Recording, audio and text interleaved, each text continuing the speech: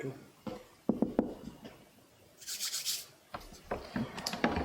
Morning. Nobody's here.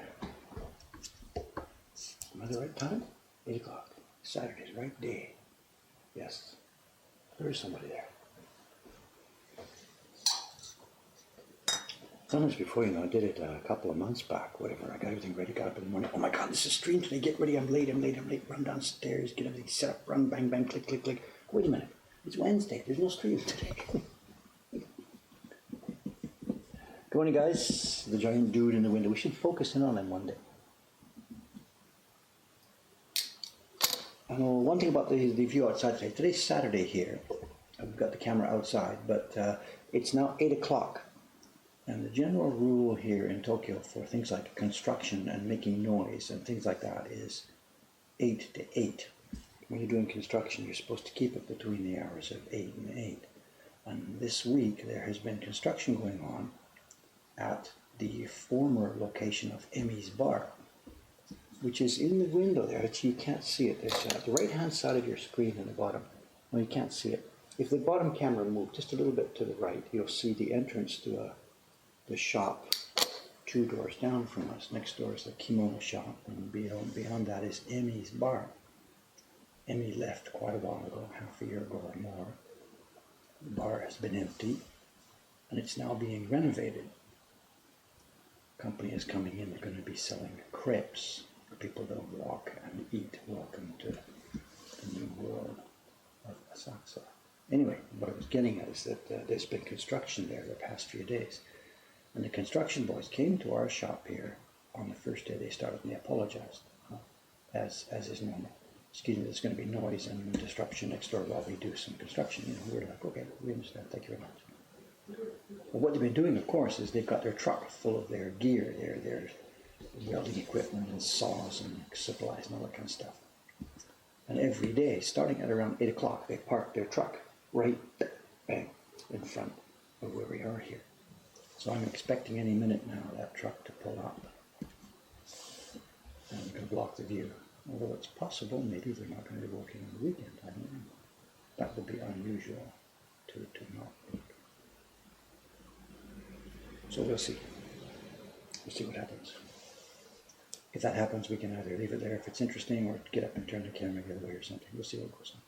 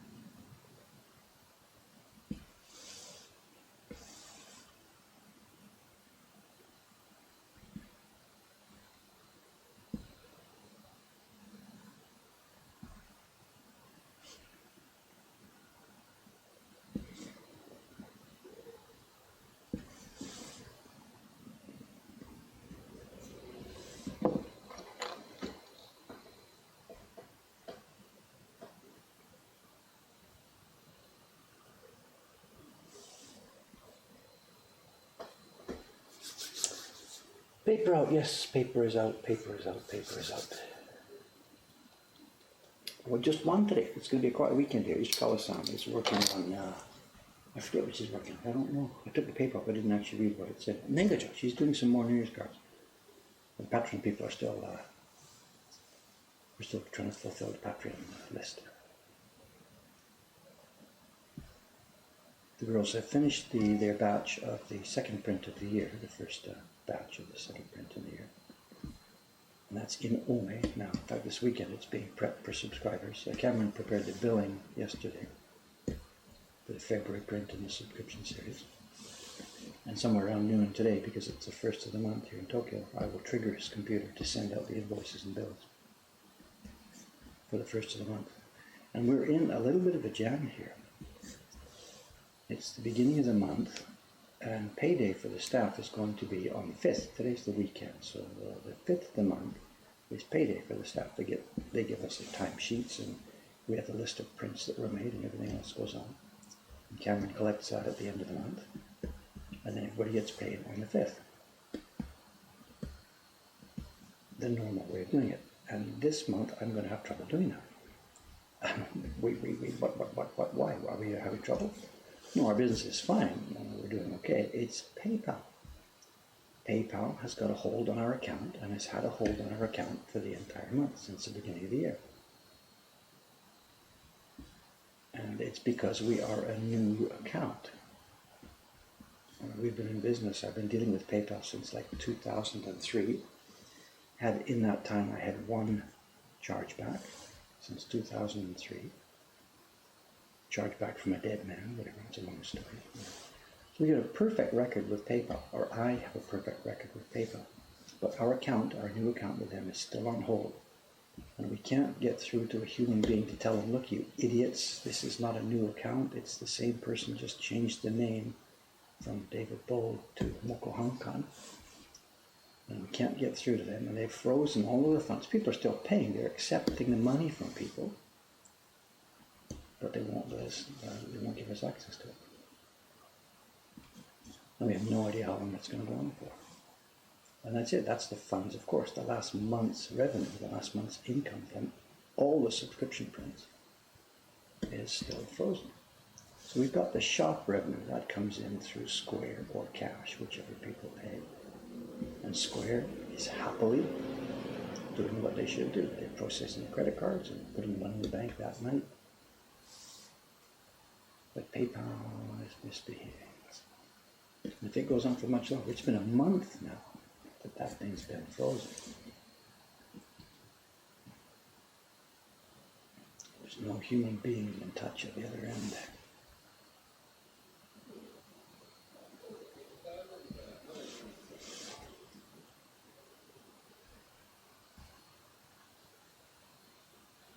(2003), how many years is that? 17 years of history with them.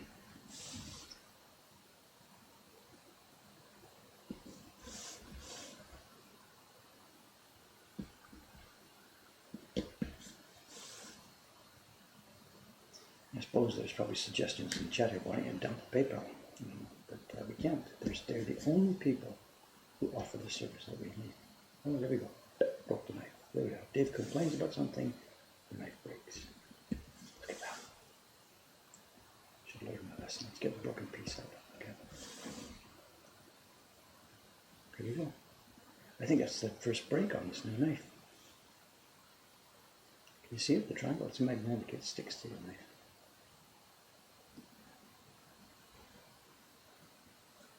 Can you see it there?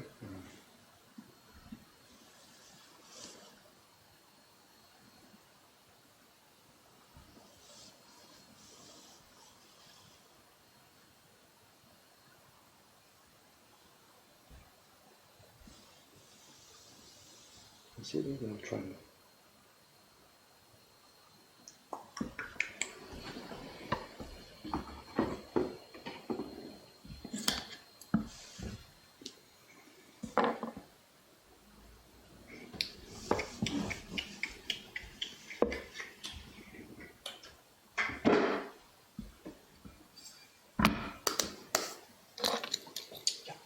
What's on the stream here?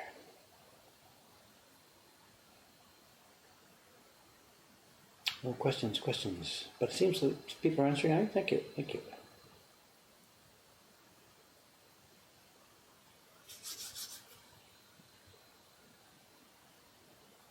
Yeah, the first break since the blade change, I guess.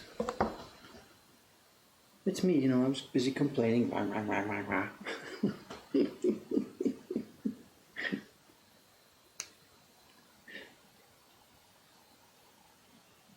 Okay, let's have a go at this.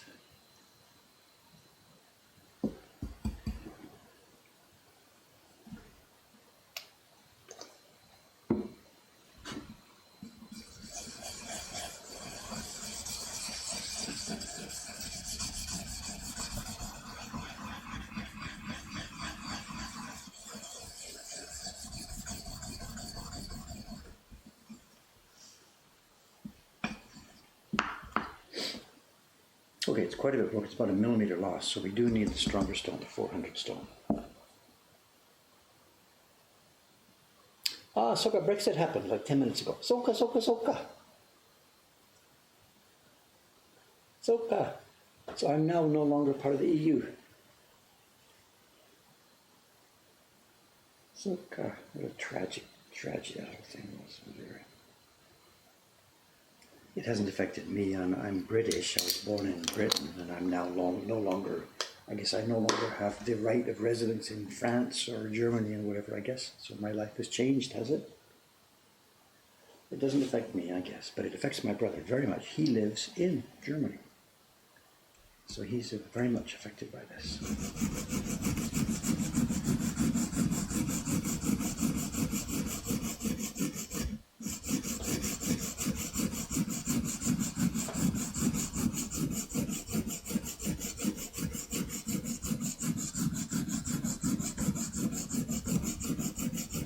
So we braid out here. You can hear the scrunch. We're really pushing hard. The idea is to remove a lot of metal as quickly as we can.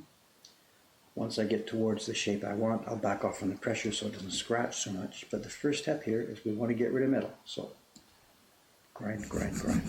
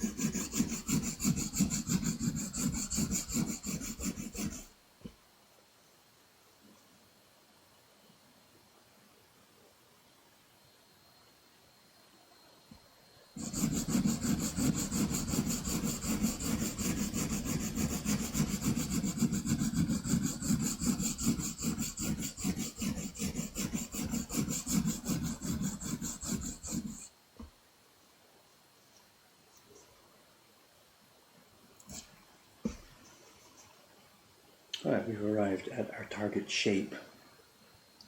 You can see it there.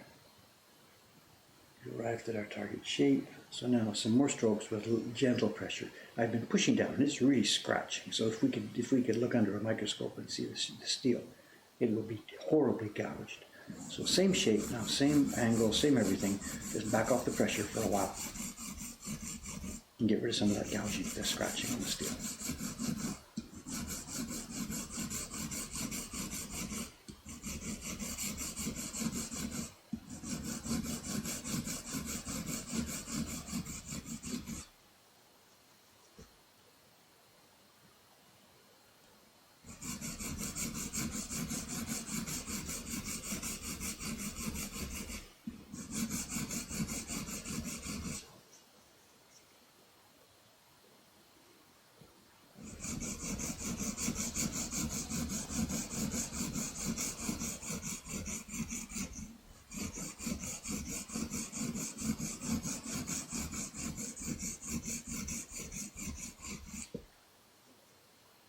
Okay, let's move on to the next.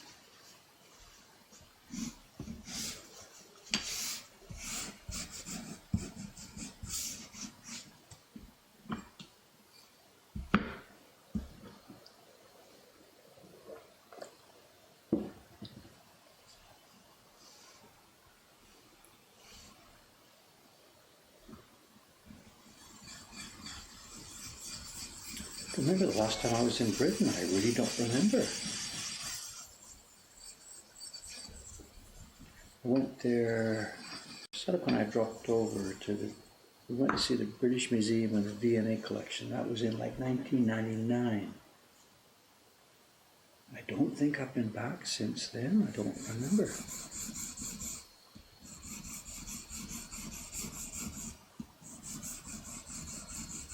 We had a bit of a bad experience at that time. She and I were in, London was cool, everything else. We went to see my parents, I think, who were living up in Yorkshire back in those days. And we had a bad experience. It was just at the same time. It would have been 1998 or 1999, I don't remember exactly. And the Japanese emperor of the day had been visiting Britain, some kind of state visit or whatever. And there were still lots of people left over from the war who were against that idea, that the Japanese emperor shouldn't be treated normally or whatever. They were war veterans and stuff, and they were pretty hostile. And a lot of the general public had picked up on that. And Sadako was obviously Japanese. And we had experiences of outright discrimination, people yelling at her, and it really put her off visiting Britain ever again.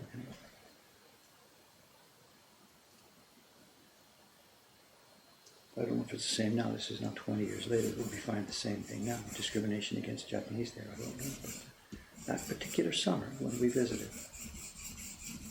we were there at the same time the emperor was there. And she had some experiences. And that's it. She'll never, ever, ever go back to Britain.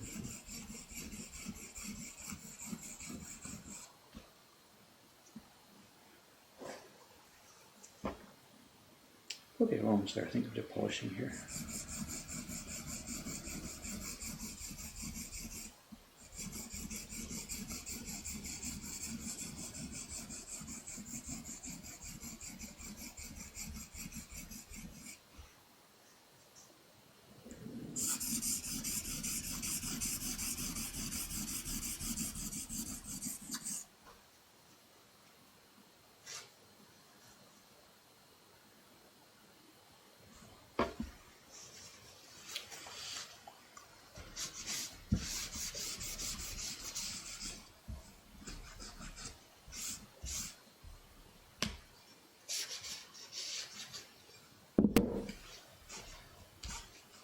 Okay, one more level, down to the bottom.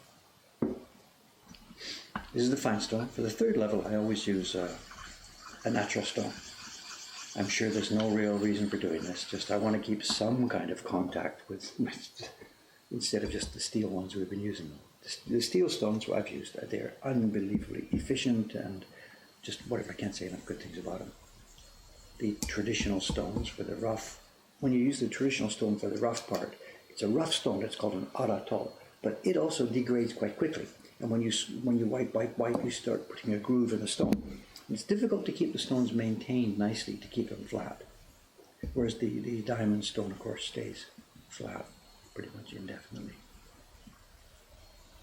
So if I was purely thinking about the efficiency and everything else, all three stones, I would switch to a diamond stone. But for some, whatever, I just want to keep some touch to the last.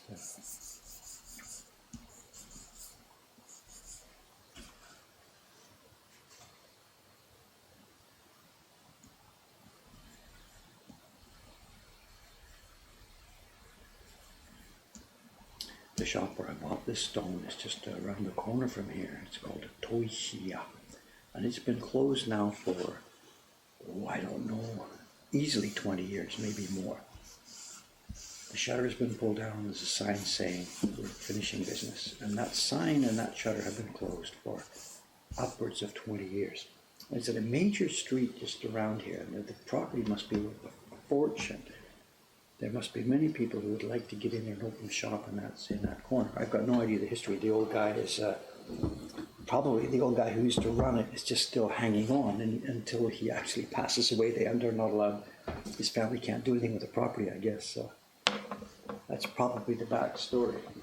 But I don't know. It's been easily 20 years, probably quite a lot more. The shutter has been down, and they're on business. Okay, let's keep moving on here.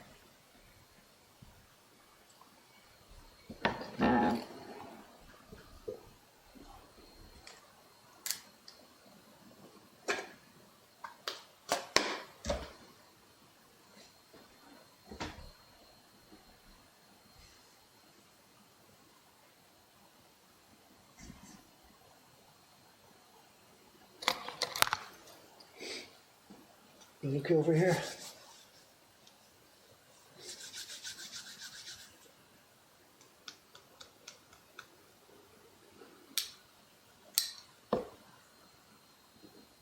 Okay, we have a nice sharp clean blade. See how long it lasts. There's no reason to think this particular piece of steel is bad.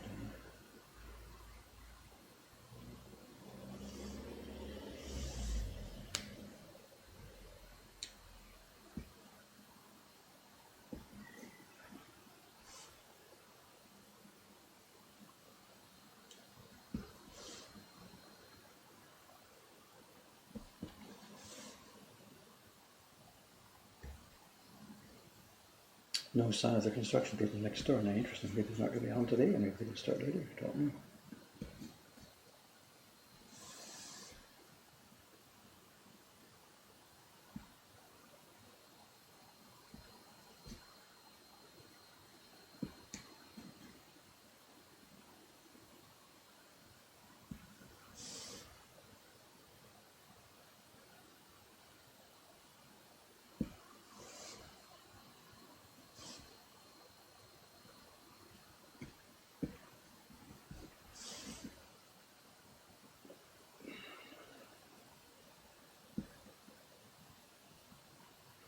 So what have we got today? Today's Saturday. We're doing carving for most of the stream here. There is a little bit of stuff to show you at the end here. It's not a specific brand new show and tell. I'm opening a package and look like, wow, look at this cool thing. It's a little bit of a different kind of a show and tell. We were going to do it the other day when Cameron was here, but I think we ran out of time. We had too much stuff going on. So we'll see. So we have a little bit of stuff to show at the end of the stream. There's two things. So if you remind me when we get to, say, 9, 10, 9:15, somewhere in there, we'll put the knife down and show some stuff.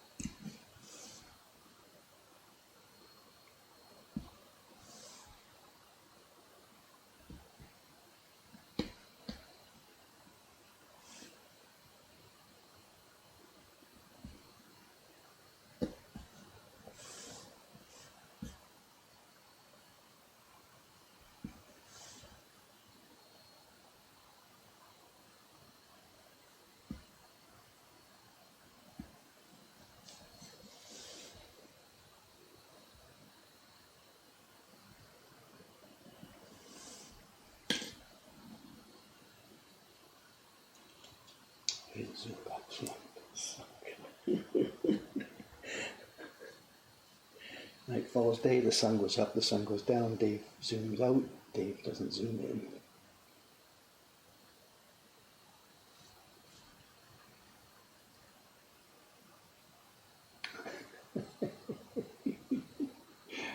Pretty predictable, obviously.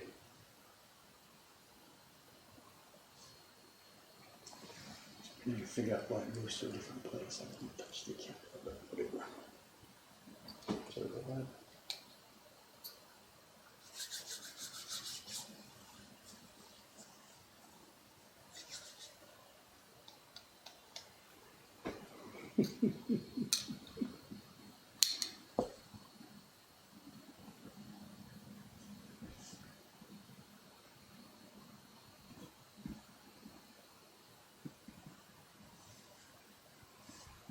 Okay, there's a knife work down in that little corner. All the lines are cut. Next step is clearing.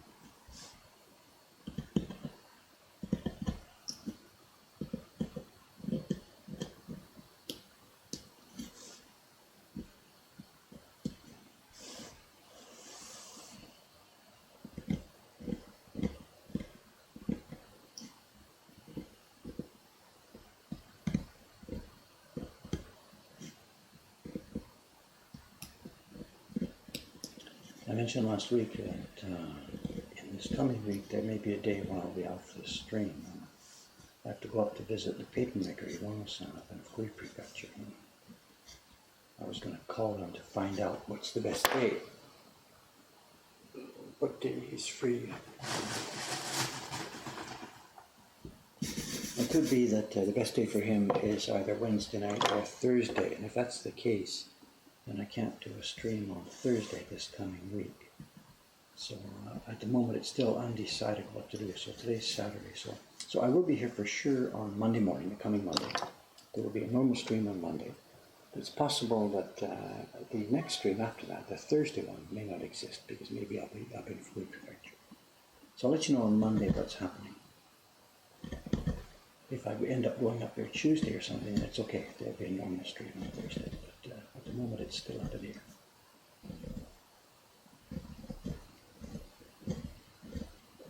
I'm going to talk about the year's paper order and some of the situation with the paper and different things.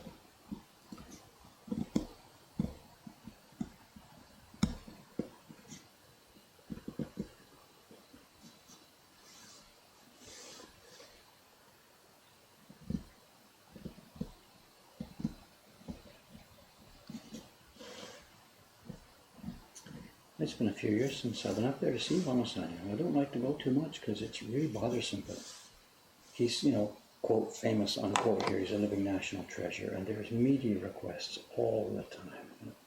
I mean, just all the time. He probably has to turn down most of them. So, and paper making, it's so labor intensive, so you can't bother those people anymore. So I really hesitate. Because I'm a customer, because maybe we're his best customer or one of his best customers, because of that, they can't say no. So if I say, can I come and see it? Like, he has to instantly say yes. And he's thinking, crap, we're so busy next week. What are we going to do, So I try, and, that's why I phoned the guy first to look. I said, okay, is there a good day when I can come and see you? But the culture demands that he makes the answer. No, it's any time. You're a priority. It's just okay, it's okay. So I can't get a straight answer from him. Now, what I would like him to say is, okay, Dave, that's really cool. I'd love to see you. Tell you what, the next Tuesday we're dipping. It's really difficult. If you could make it Wednesday or Thursday, that'd help us a lot. In my culture, he could say that. But in Japan, he can't. He's not allowed to say anything like that the cultural rules are. He just has to say, no problem, we're okay, we'll handle it anytime. Come on over, no problem, no problem, no problem. So I can't get a straight answer out of the guy. So I don't know, I just have to minimize the number of times I bother him.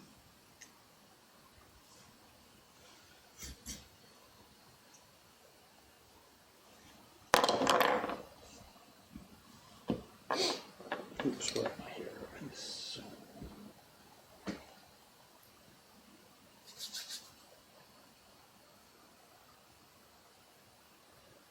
audio's not syncing with the video. I really don't know. We had this problem back in the early days when we were first streaming on Twitch. We did some adjustments in the software here. And I set the thing, to be X milliseconds earlier or later based on what feedback we were getting. Audio is a bit early, somebody is saying. You mean the video is delayed then?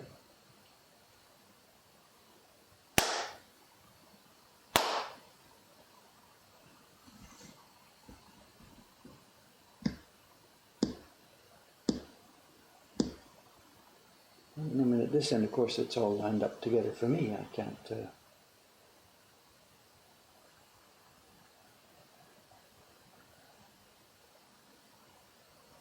I'll leave it, I guess. If I start mucking with this now, I think we're just going to get in trouble, so whatever.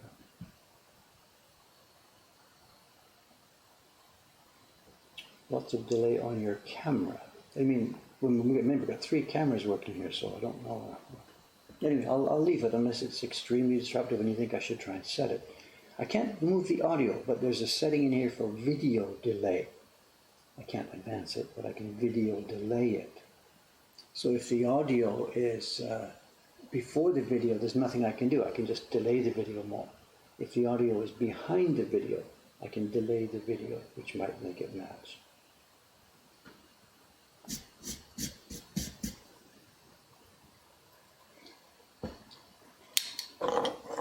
Nice day out there, nay? Nice beautiful day. This is more of a normal winter, clear. This is the normal winter weather for the Kanto in January, February. Although it's still not as cold as it should be. We don't even have the heater on here on the first floor. The last few days we've had the door open, breeze coming through. It's like spring weather.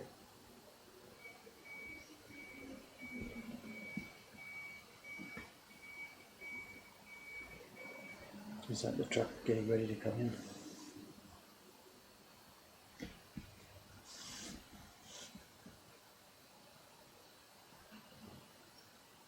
Or is it just another delivery?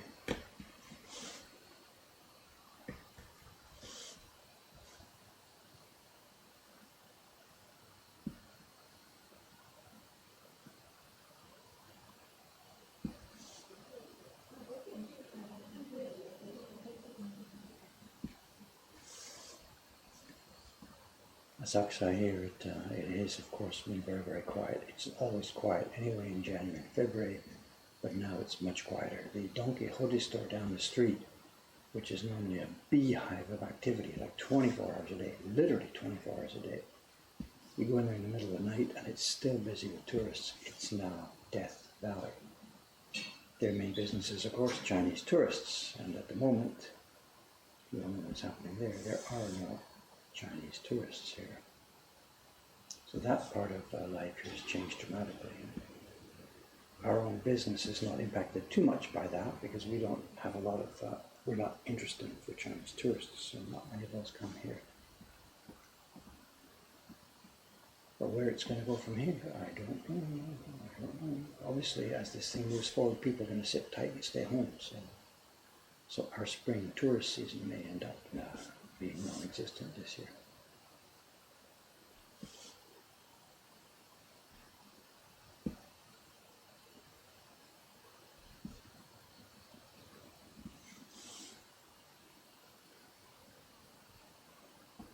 And there's now official discussion out there about the Olympics. 3 choices. Postpone it to the autumn, move it to next year, or kill it, just cancel it. Or do nothing, whatever. Play this, that's okay. I'm sure glad I'm not responsible for making a call on that one. Cancel the Olympics, that's a call to make.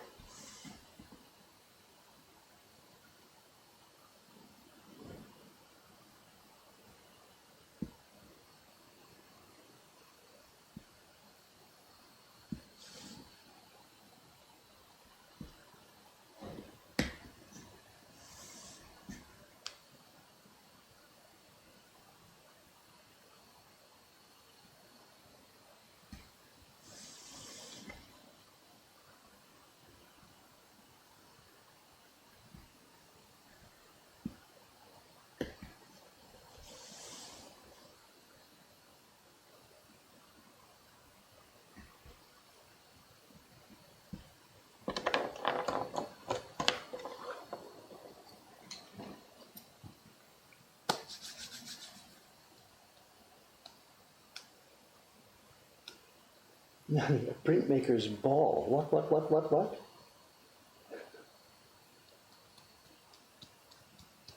Have I ever heard of using mica powder pigments as color? We don't use it as color, but we use, Japanese traditional prints use mica as a dusted on decoration quite frequently on print backgrounds.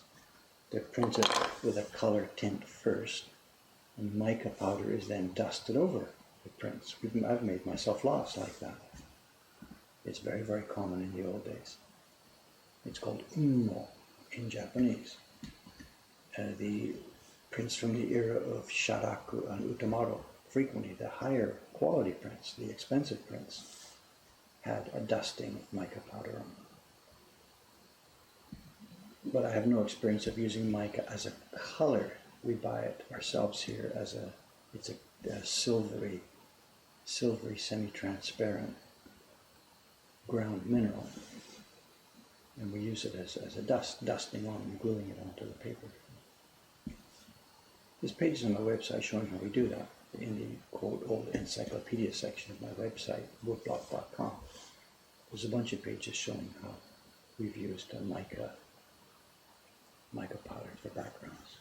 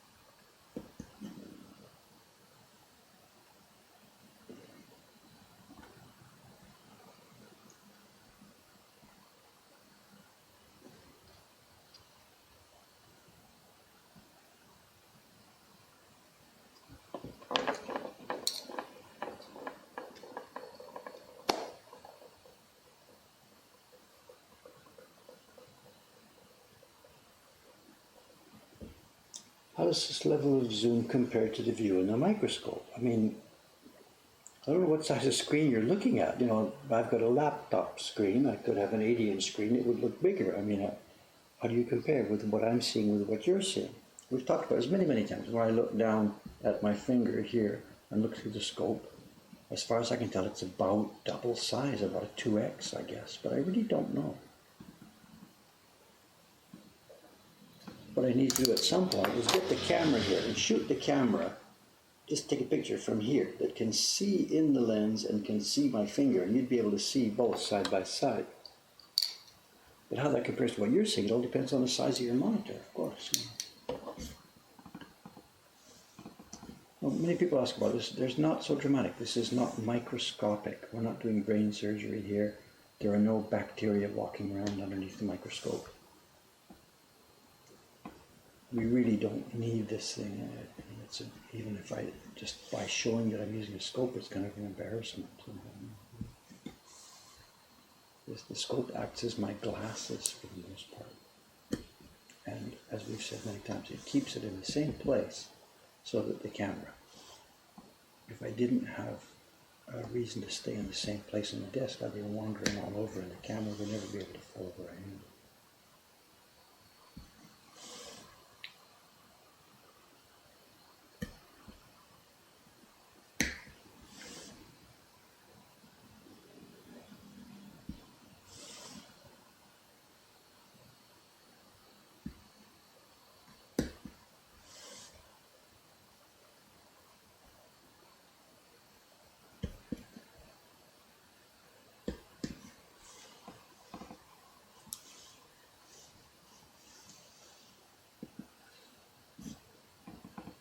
Not quite sure what Randall's drawn here. They're pretty sketchy, scrappy little grey strokes. I think it doesn't much matter. We just need to show general direction of the curves here.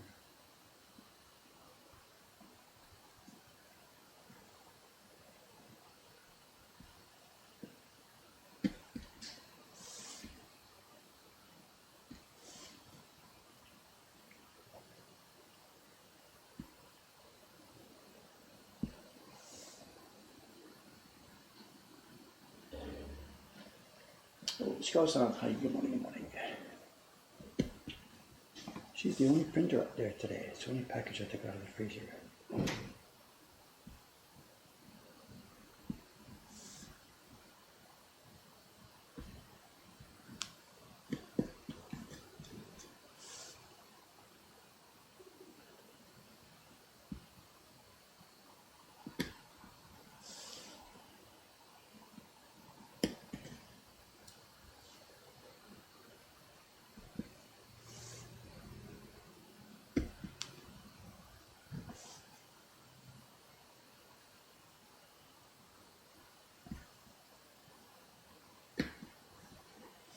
What's our time? We're still okay. Show what time is it now? 8:46. Yamada.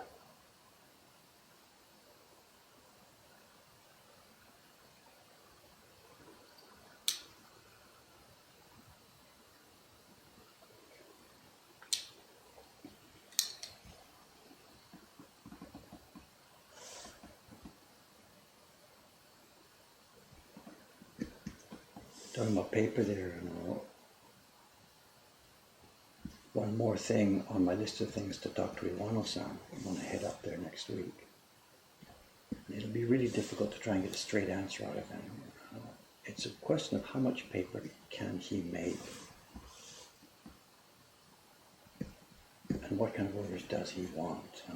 Over the years that I've been dealing with him, the situation has been extremely in flux.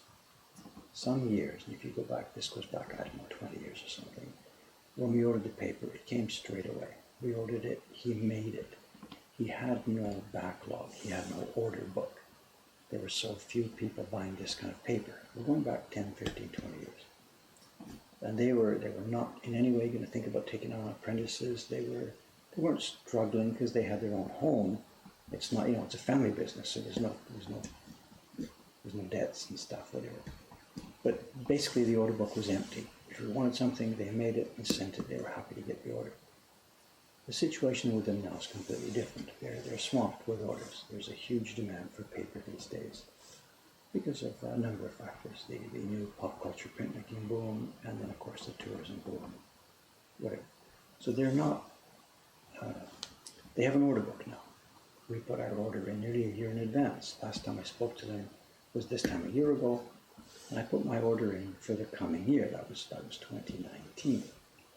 And I asked for 500 sheets of this to be delivered in the spring, 500 sheets of that to be delivered in late summer, 700 sheets of this to be delivered by the end of the year. We basically worked a year in advance. And that paper is now all flown through, and he's waiting for my order for the next year. But what I don't know is the background situation, how tight he is, whether he would like more orders or whether he's desperately trying to fill the orders he's got. The reason I bring it up is because I would like to find out from him if he has more production capacity, if he could make more than what we actually need, then I would happily give that extra order and we would then sell that online, wherever, to people like the stream here are waiting for paper. if he had the capacity, we could act as an extra sort of sales agent for him.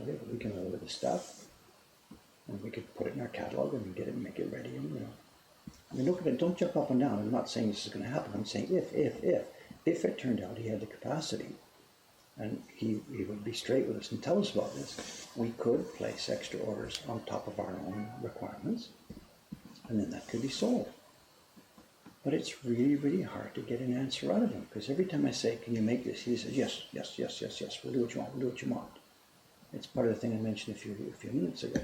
He's not culturally permitted to be negative towards one of his customers in any way whatsoever. And there's no way to get straight answers out of him.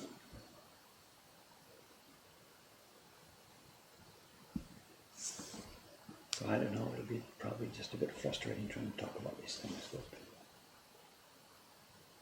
another part of the problem too, of course, is because their situation is flexible. They've been through this in the last couple of decades. There's feast years and famine years.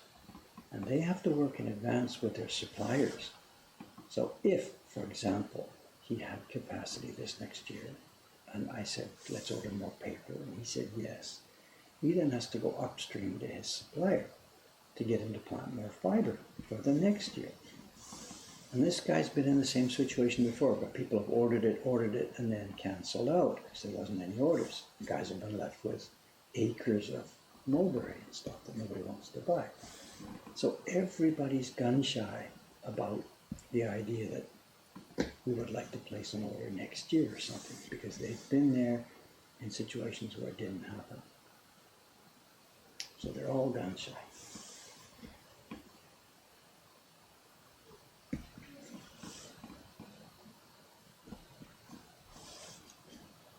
So I don't know. I'll bring it up with him. We'll try and talk about it. The idea that we could order more paper and then sell it. But honestly speaking, I don't know if it's going to go anywhere. So.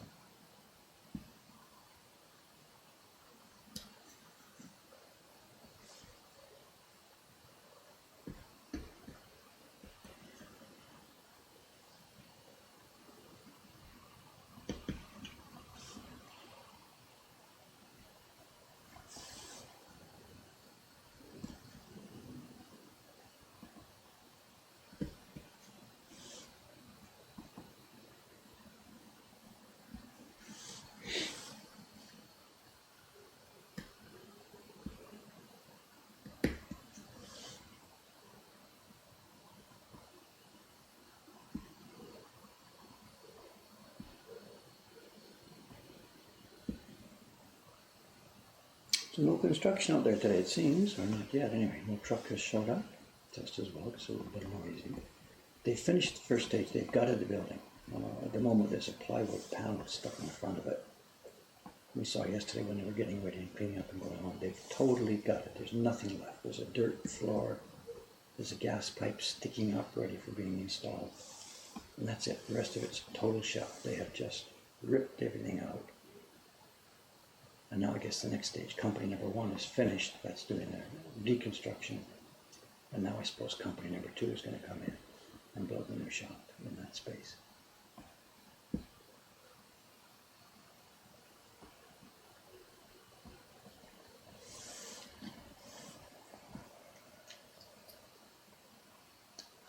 Well, John's there. He survived. Good morning, John.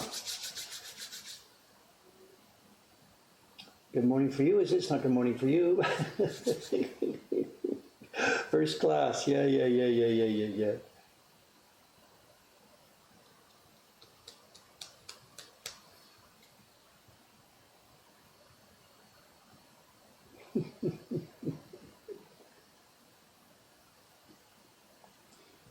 John had, it was a bit of a different trip. He's here before but this time around he seemed to be on a very relaxed agenda. He's been here many times now. There's no more, gotta see this for the most part. So John took it this time, pretty much tried this, followed the weather. He had one episode where there was something he really wanted to see and it didn't happen. But other than that, it seems to have been pretty relaxed.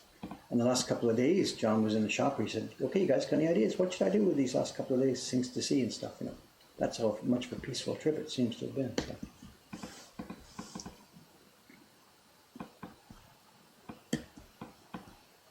He also, I believe, if I'm not spilling the beans here, he got lucky. He went out to see Mount Fuji on, it was the last day or the last second day.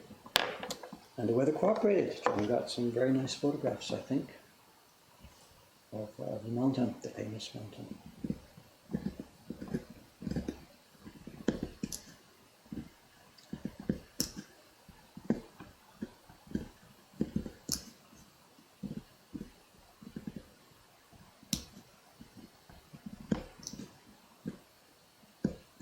It must be funny for him sitting over there in Tennessee today, looking at the screen with this camera outside. He knows that seat, he knows that coffee shop, he knows that corner. It must be funny, you know.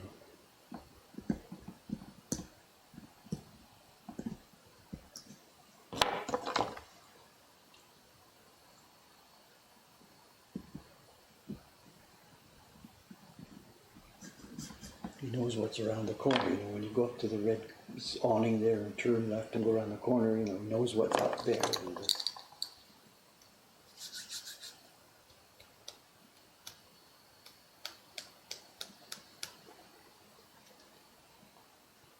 Electric taxi. Hear that taxi come by? Totally silent. These are the new taxis. They're sort of semi-copied after the taxis in London. Sort of the same idea, that the big wide open back door and you can get in with a bunch of bags and a bunch of people.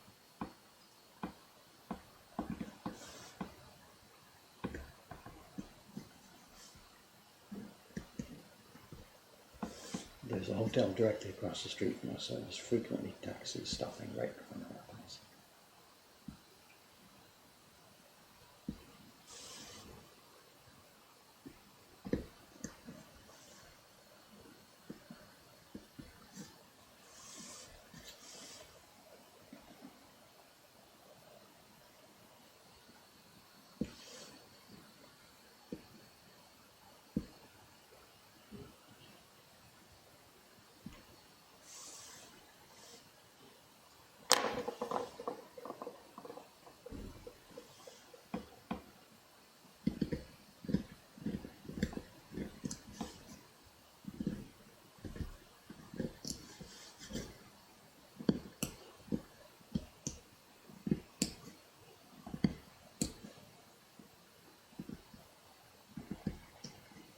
There she goes.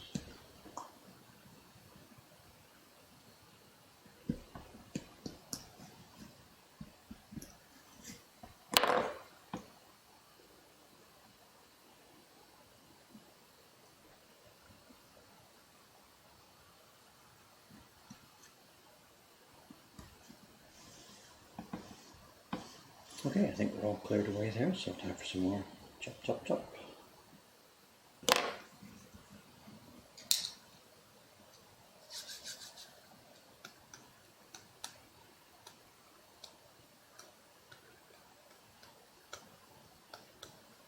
Do I sometimes, what is the question, do I give up on carving a small undistinguishable mark? Or is it not your place to decide? I'm not quite sure. I'm not quite sure. It depends on what's going on. I know this design here comes from the brush. It's, what's, I forgot his name, starts with a T. Oh my God, I've forgotten the designer's name. Randall Hall. No K in that. And he's not the world's greatest brusher, whatever. He's a tattoo artist who's drawn some illustrations. He's done a nice job with the brush here, but he's not God. He's done, you know, dot, dot, dot, dot, dot, dot. So yeah, I've got some flexibility here. If there's some dots here that I see that didn't make any sense, I'll just leave them. And I've been changing the shape of a few of these things.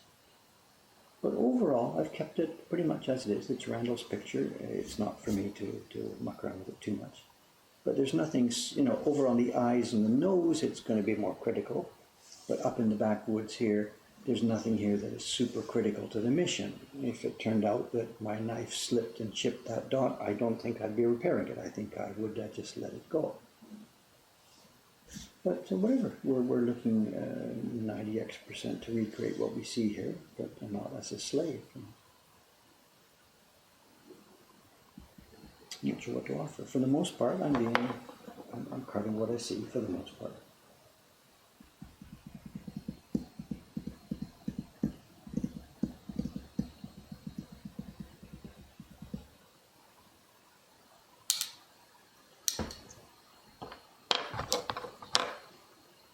there's a related story to that, the idea about the small chips and stuff like that that are indistinguishable. I did write a story in my newsletter years ago. It would be years ago, back in the early 90s or something. I wrote an episode where I had been carving a tree and I chipped off one of the leaves. And because I knew that it wasn't distinguishable and no one would ever notice, my first inclination was to just let it go. Like, who cares? It's a leaf. No one's ever going to see it. But that was back when I was sort of fairly early in this game, and I had nobody to guide me on what I was doing. So I had played the game with myself that I was trying to pretend that there was a really strict older guy, a master, if you would, in the room with me. And I did this. I felt that I had to make up the presence of somebody who would be strict in order to help keep me on the straight path. Because I knew it would be too easy to be, oh, that's okay, no one's going to notice that. And then, oh, no one's going to notice that, it's okay. And if you let yourself go too far in that direction, then you're not doing good work, of course. So there was an episode which I wrote about in my newsletter many years ago, where I had chipped a bunch of leaves, and instead of letting it go, I actually took the time to try to fix it, based on the idea that somebody was looking over my shoulder saying, come on, you can't do that. So yeah, that episode is there too, and it's still part of my ethic or whatever. If I did smack something here, I should fix it,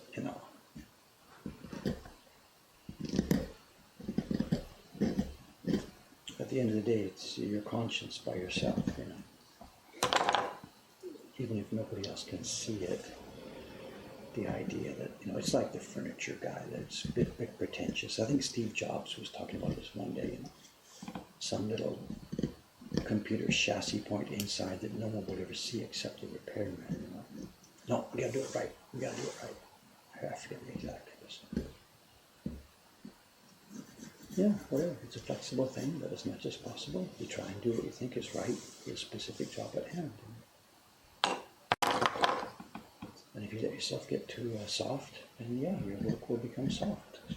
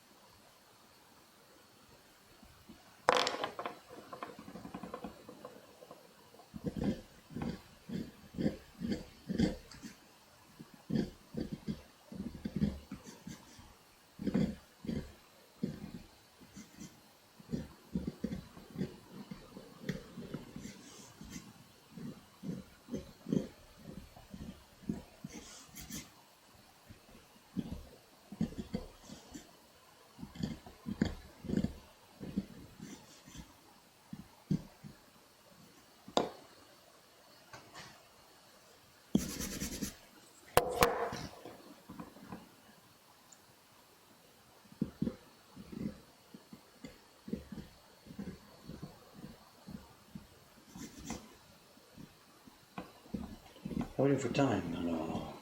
What time is it now? 9:05. Still early. Okay, there's some things to show, but whatever.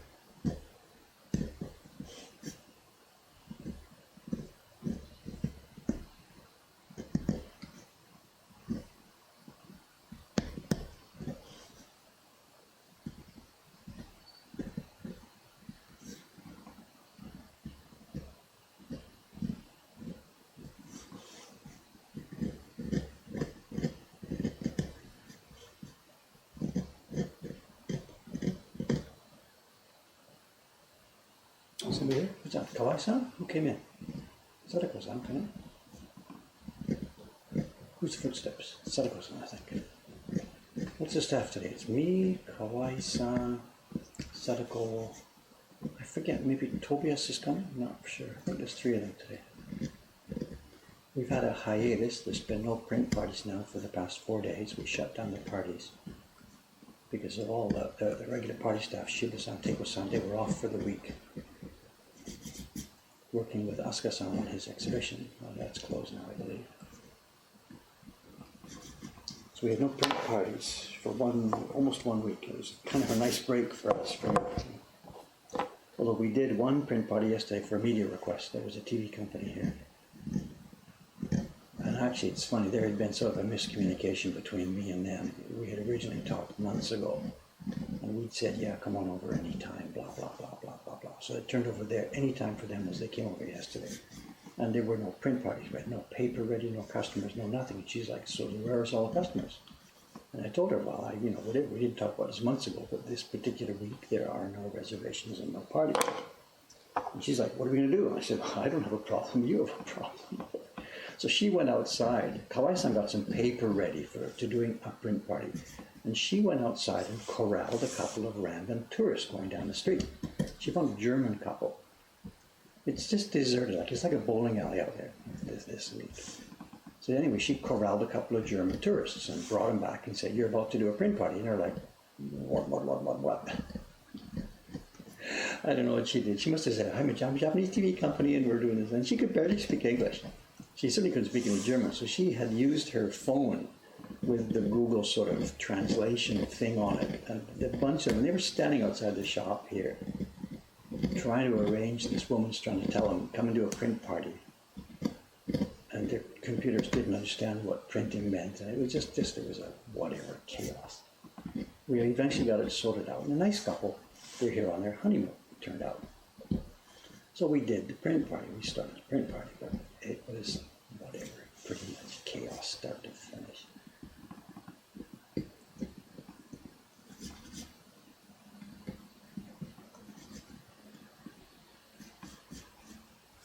And part of it too was that the TV company had pretty much scripted the program in advance.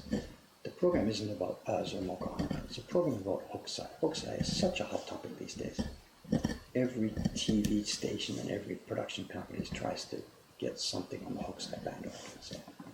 And they start Googling around and they find us. So they come here for our take on this. What do you think about Hokusai? I'm like,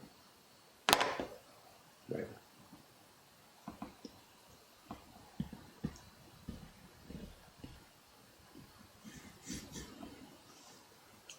So we got it done. It'll be on local TV next month sometime. This is nothing that anybody on the internet will be able to see, so don't get excited about when we're going to be on TV. It's just another local program, 5-minute spot on another local program. Not well produced, not well prepared, not well anything.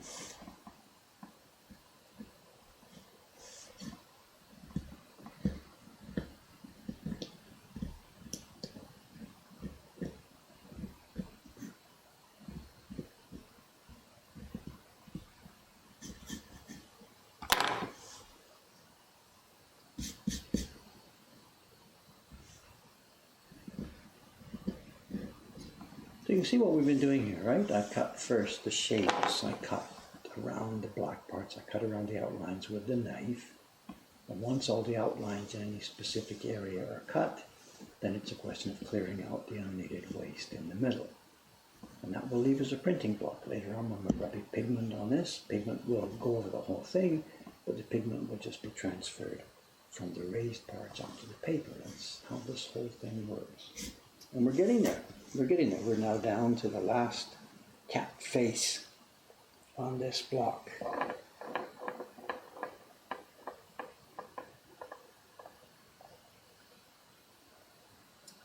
Another day or so should do it. If I didn't have anything else to do, this would be finished in a few minutes. But we do have other things to do. So there we are. The key block for the first print in the 8 Views of Cat series is coming along. One cat. Also, I've got to do the cartouche. The cartouche isn't carved yet. That'll take me a couple of days or so. So it's coming along. We have this rear-facing sleeping cat and a front-facing sleeping cat. It's going to be a fun print. I can't wait to get this thing up and running. It's going to be fun.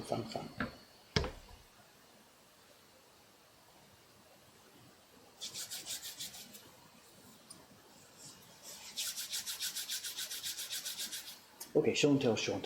Okay, as I said, we have no specific dramatic show and tell. There are 2 things to show you today. They're not, let's just do this. Let's get this out of the way. And one is a package I received yesterday. Well, it is Sadako. There she comes. Hi.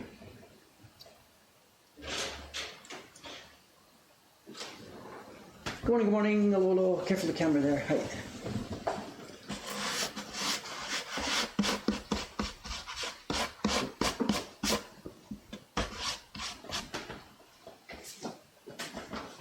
First is this. This is a package that came from upstairs. One of our printers upstairs, Suga-san, has finished a batch of prints. I gave her this model.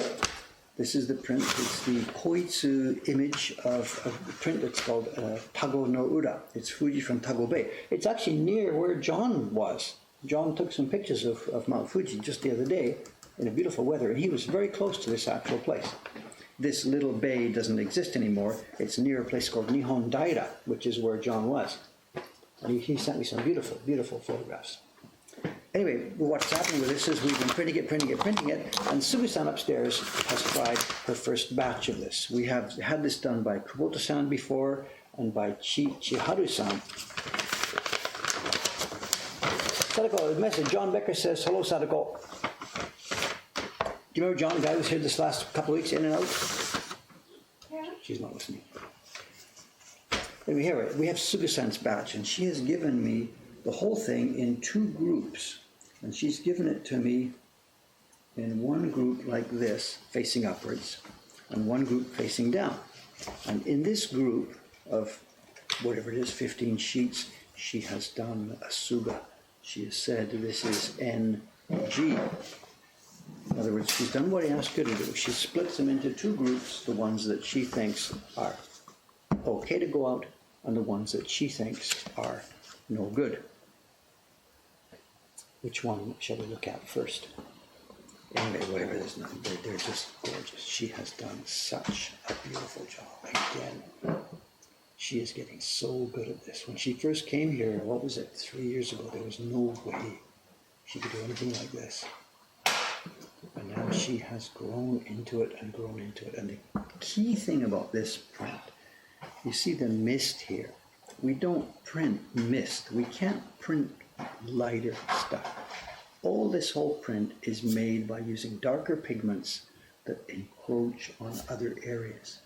To make this mist, she had to print the base color for the mountain down only this far with the gradation. Then she had to print the second color. There's a blue and there's a purple. There's two colors here. Then she had to print the second one down only that far. And of course she had to balance it by bringing up the sea and the mountain reflection just to the right level. It's insanely difficult. Insanely difficult. And she has just pulled it up. And they are all one after the other, after the other, after the other, after the other. Look at this. Look at the consistency. She is just getting so good at this. I'll show you what's happening. I've got the books we have for this print. We have what we call the Junjo Zuri, the step-by-step printing. The original is by somebody called Tsuchiya Koitsu, K-O-I-T-S-U. And it would have been in 1935 or something. Somebody else can get out there, whatever. Are the mountain and the water on the same block? No. You'll see, here, you'll see. Here's the setup. You want to see what the blocks are? Here's how we're going to try it. Here we are. Step 1. Blank block, flatten the paper. Print nothing. That's step 1.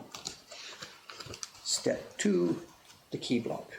Bingo. So that's the impression number 2. Then here we go. Let's have a look at this. I decided not to count this. Pardon me? I wonder, there are 10 yen coins. The reason we work for 1 week, none counted. They should have been counted in there. Maybe somebody's made a mistake. Okay, anyway, let me get the stream finished here and then I'll come and chat with you about it. But it's possible somebody's overlooked them. I don't know. So impression number 3. Impression number 4. There you are. There's the first mountain color. We're going to end up here. So what we're looking at here is up at the top of the mountain and going down not too far into the mist. So that's this color up at the top going down into the mist. More will come on top of it. The same thing happens at the other end. Here we go at the bottom of this. So we had the sea and now we've got the second one. I've lost count. Somebody else can count. And here we are. There's the second mountain one. This is the... Again, that's the layer coming down into the mist. And again, we don't print the mist. It's just what's left over on these things. Another base color at the bottom of the sea to richen it up. And here we go. There's the sky coming in place. This is a separate block, of course. You can see where we go with this. The pink sky. And another highlight block on the mountain. Moving right along, is somebody keeping track? We've now got a bunch of small little blocks to fill in stuff.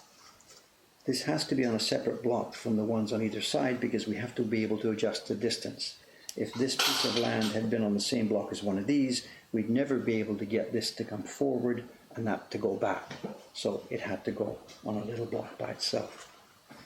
Now this is a bit of an interesting one. What we've got here is a bit of color separation that didn't quite work out properly. When I first made this set of blocks, I didn't have access to the original block set. I just had access to a print, and I had to look at it and decide how it was broken down. My first attempt to break it down had put this ground and this tree on the same, but it turned out that they needed to be different depths. So she has printed this one twice. Base tone, darker color for the tree. Perhaps the original separation, they would have been on different blocks. And even here, they look almost the same, and that's what I probably had when I first saw it, but it turned out to need a bit more touch-up on the trees. Here, another base. And another one. And these are all separate blocks so that you can play with them, so that you can give yourself depth, bring something forward, and push something back. Up in the sky, first attempt at the sky, gradation. There's, of course, more coming on top of that. That's the same block that was used for this one. Same block. First printed a little bit with a rose, and then the same block printed from the top down. And it will be used again. We're not finished with this block. Base on the trees. Just the base. There's more coming, of course. Base tone on the tree areas. Moving right along. This is a different block This is a base tone for trees and leaves. This is a different block with branches and cutouts, and another block for another tone. And the combination of those three blocks gives you this. And it gives you places where light shines.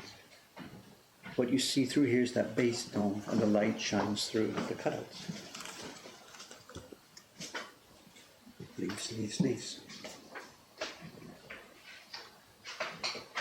What's next? Oh yeah, here we are. You can see some very, very pale tones. It's the boat, and up in the mountain and down in the sea, there are some very, very light highlights. Good morning. 小林さん、good morning. Hello, hello. はい。まだストリームやってますね。Back to the sea again. Bring something up from the bottom. Back to the sky again. Another gradation coming down. Is that it? No. There's another gradation up on the sky, and finally put in the artist's seal. And I think that's it. Was anybody counting? 1, 2, 3, 4, 5, 6, 7, 8, 9, 10, 11, 12, 13, 14, 15, 16, 17, 18, 19, 20, 21, 22, 23. 23 impressions, almost no key block. And there we have it. And she has done a fantastic, fantastic job. And later this morning, after I finish checking these, I will switch on the website and put this back open on our website. Is this album online anywhere? I'm not sure. Oh, you mean the color separations? No, just whatever. One of the interns can do this one day. Ha, ha, ha, ha, ha. There we go. And her no good pile, and this is the standing joke all the time with Sugusan. There's her no good pile, and I am going to struggle to go through this to find why she has put no good. And almost certainly what they're going to be, it's going to be stuff like this. I don't know if you can see it. There's a paper fiber. Can you see it there? There's a paper fiber. This was the paper maker's fault. There was a bit of paper fibers that had clumped together that weren't dispersed properly. When they come in a dark area, they're visible. So I'll have to make a call on some of these, whether they can go through or whether they'll have to be set aside because of paper problems. And I will struggle one by one with these, trying to find out why she thinks they should be rejected. But most of them, damned if I can find out. And I'll have to talk to her. Well, wait till she's in next Monday or something. And then I'll go with them one by one through. Sugi-san, can you find a problem here that I don't see? Please let me know what I'm missing. So.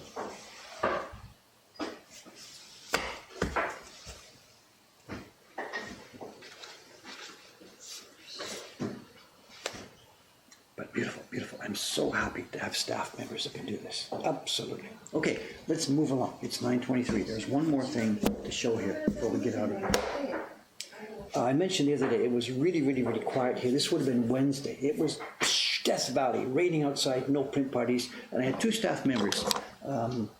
With nothing to do, and they were our German members. It was Evelyn and Tobias, and they had nothing to do. So what I did was I went upstairs to the collection room, and I took a bag full of prints that we had that needed sorting out. And what it was it was a bag full. We showed them on the show and tell some time ago. We got a bunch of Yahoo auction stuff. Trying to do two things at the same time. We got a bag full of these little match label type prints. It's so bright, it's too bright, it's washed out here. Why is the light misbehaving today? So anyway, we had dozens and dozens and dozens of these prints, the small match label prints. So I asked them to sort them out, put them in groups, and get them into an album. And I gave them a stamp album like this. And what they did was they spent basically the whole day. They laid all this stuff out on the floor all over the place. And they took the time and trouble for me to get this stuff organized into groups. And page after page after page after page of these small little. Some of them are not so gloriously interesting designs, some are much more interesting. But anyway, the point being, what they did was they organized that part of our collection. We don't know what they all are yet, we can't identify them all, but they got them into sets and got them carefully stored up. And as part of doing that, they found many, many, many, many duplicates and doubles and triplicates and all kinds of stuff. Some of them were printing variations. And we've kept the variations here in the album. Sake labels. Somebody made a set of sake labels. Anyway, the point is to not show you this. These are kabuki actors in play. So the point being, they got our own collection set aside, and there we have. And she found a whole bunch of doubles. So I told her, put the doubles on the table, stack them all up, and make some packs like this.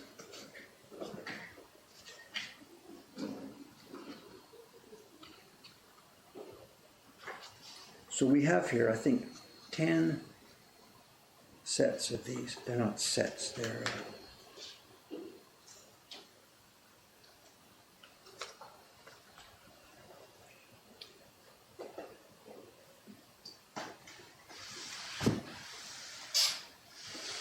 so here, look at a bunch of these packs. They're going to go upstairs to Cameron. If you're interested in one of these, write to Cameron. These are all doubled up for us. And they are fabulous. They are delicate, beautifully hand-carved, hand-printed woodblock prints. We don't need to keep them here. They don't go in the shop. Cameron's going to get them out there. Just if you're interested, write to Cameron and talk to him. I don't know. He's going to put a price on them. I don't know what it'll be. It's up to Cameron. Sort them out. So it's your chance. Start a little collection of the Japanese matchbook prints. There's no point for us to just stack them up here in duplicate copies.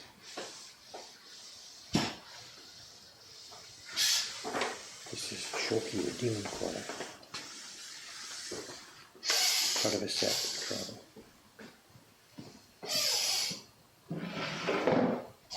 This would be from Korea. I think that's a Korean date. There we have it. There we have it. There we have it.